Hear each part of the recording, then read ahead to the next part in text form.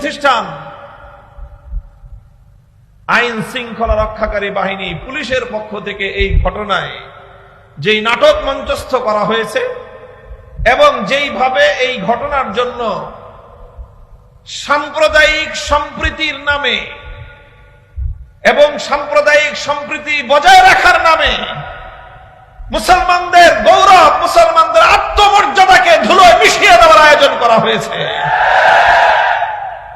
সেখানে ইনিয়ে বিনিয়ে 13 বছরেরও কম একটি কিশোরী মেয়ের উপর দোষ চাপিয়ে একজন হিন্দু যুবকের অপরাধের পাল্লাকে হালকা করার, তার অপরাধকে ঢেকে দেওয়ার একটা কৌশলী উদ্যোগ গ্রহণ করা হয়েছে।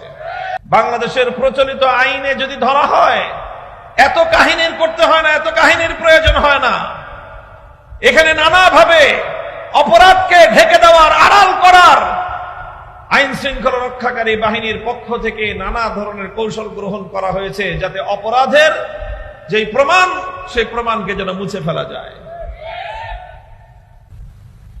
আজকে আমরা বাংলাদেশে যেই পরিস্থিতিতে আমরা উপনীত আমাদের জাতীয় জীবনে, একটা তো আছেই যে এই মুহূর্তে আমরা বাংলাদেশ তার ইতিহাসের অন্যতম গুরুত্বপূর্ণ একটা টার্নিং পয়েন্টে আমরা উপনীত। জাতির ইতিহাসের বাক বদলকারী, মোড় ঘুরানো একটা সিচুয়েশন, একটা পরিস্থিতিতে আমরা আজ উপনীত। এখান থেকে জাতি উন্নতির দিকেও উন্নীত হতে পারে, আবার জাতি অবনতির দিকেও অবনত হতে পারে। তো আমাদের এই উভয় সম্ভাবনার মধ্য থেকে জাতিকে যদি আমরা উন্নতির দিকে উন্নত করতে চাই, উন্নতির দিকে যদি আমরা ধাবিত করতে চাই, তাহলে আমরা যারা আল্লাহ রাসূল সাল্লাল্লাহু আলাইহি ওয়াসাল্লামের আদর্শের অনুসারী বলে নিজেদের পরিচয় দেই, আমাদের সবচেয়ে বড় দায়িত্ব হলো আজকের এই প্রেক্ষিতে সিরাতুন নবীর আদর্শকে সমাজে বাস্তবায়ন করার জন্য সম্মিলিত উদ্যোগ গ্রহণ করা।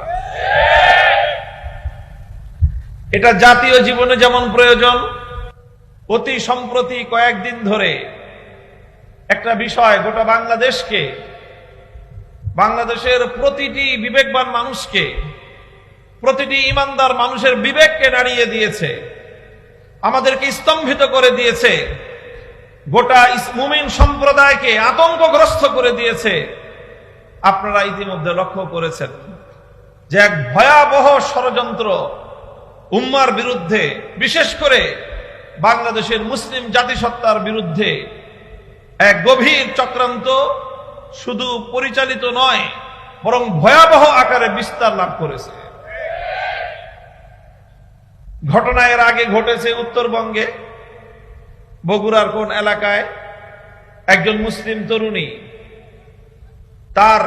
তাকে যে কোনো ভাবে প্রলুব্ধ করে একটা বিধর্মী, একটা হিন্দু ছেলে তাকে ষড়যন্ত্রের ফাঁদে ফেলেছে এবং সেই মুসলিম তরুণীর সাথে সে যে কোনো ভাবে, যে কোনো ছলছুতোয় তার সরলতার সুযোগ নিয়ে তার শ্লীলতাহানি করেছে।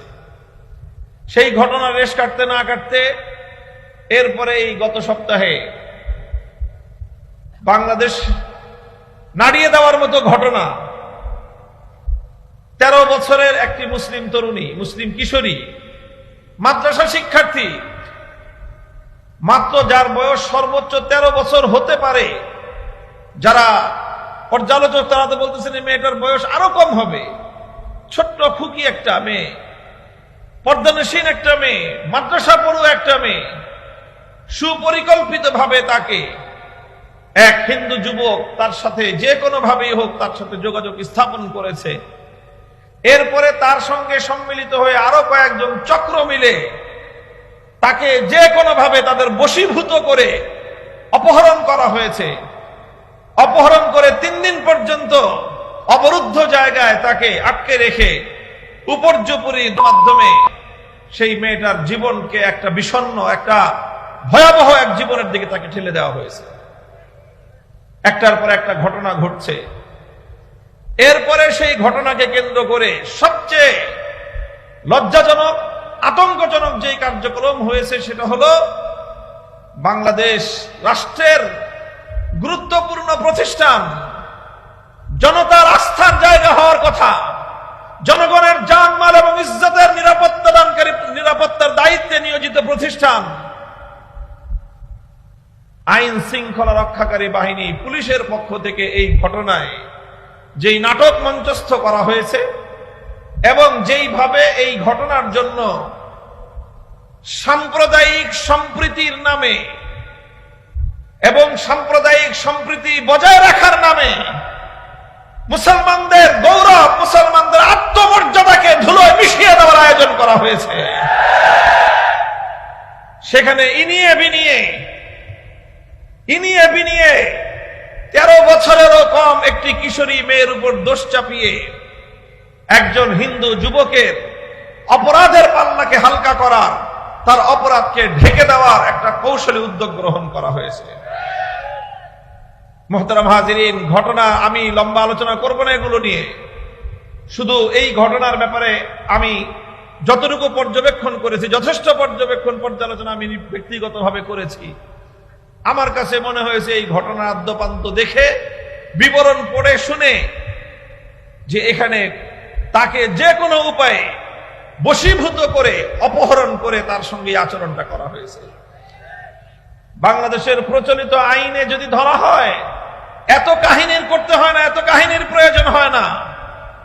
এখানে নানাভাবে অপরাধকে ঢেকে দেওয়ার, আড়াল করার আইন শৃঙ্খলা রক্ষাকারী বাহিনীর পক্ষ থেকে নানা ধরনের কৌশল গ্রহণ করা হয়েছে, যাতে অপরাধের যেই প্রমাণ, সেই প্রমাণকে যেন মুছে ফেলা যায়।